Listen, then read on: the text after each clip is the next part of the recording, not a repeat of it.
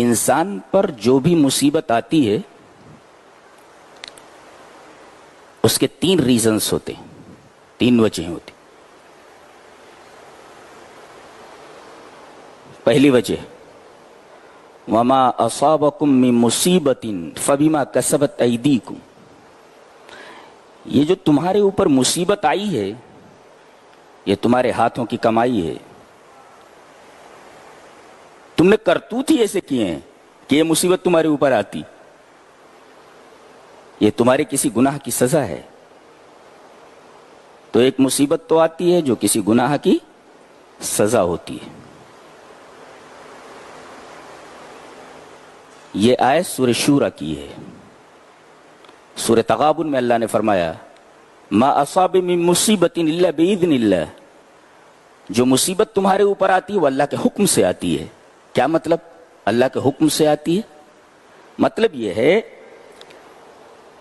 کہ اللہ کے حکم سے یہ جو مصیبت آئی ہے اس کا مقصد یہ ہے کہ تمہارے کسی گناہ کا کفارہ ہو جائے. وہ مشہور حدیث ہے، آپ سنتے رہتے ہیں کہ اگر کسی مومن کو کانٹا بھی چبھ جائے، جو کانٹا چبھنے سے جس کو تکلیف ہوتی ہے، اس تکلیف کی وجہ سے اللہ تبارک و تعالیٰ اس کے گناہوں کا کفارہ کر دیتا ہے. تو ایک مصیبت آتی ہے آپ کے گناہوں کو مٹانے کے لیے آتی ہے.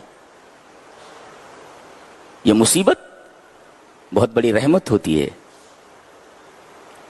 اور تیسری وجہ اور تیسرا ریزن بہت ہی عجیب ہے، غور سے سنو.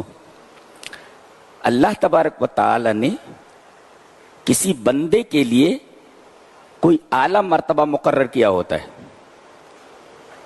کیا مطلب؟ اللہ اپنے بندے کو کوئی اعلیٰ مقام دینا چاہتا ہے اور اسے معلوم ہے کہ بندہ اپنے کسی عمل کی وجہ سے اس مقام تک نہیں پہنچ سکتا، تو اللہ اسے کسی بیماری میں مبتلا کر دیتا ہے، اسے کسی مصیبت میں مبتلا کر دیتا ہے. عمل کی وجہ سے اس اعلیٰ مقام تک نہیں پہنچ سکتا تو اللہ اسے کسی بیماری میں اور کسی مصیبت میں مبتلا کر دیتا ہے. اس مصیبت کی وجہ سے بندہ اس اعلیٰ مقام کو حاصل کر لیتا ہے، اس اعلیٰ مقام تک پہنچ سکتا ہے. اللہ، اس کا مطلب کوئی بیماری آئے، کوئی مصیبت آئے تو ہو سکتا ہے یہ مصیبت اللہ ہمیں اس وجہ سے دے رہا ہے، اس مصیبت میں اس وجہ سے مبتلا کر رہا ہے تاکہ اس اعلیٰ مقام کو ہم حاصل کر لیں جو ہم اپنے عمل کی وجہ سے حاصل نہیں کر سکتے.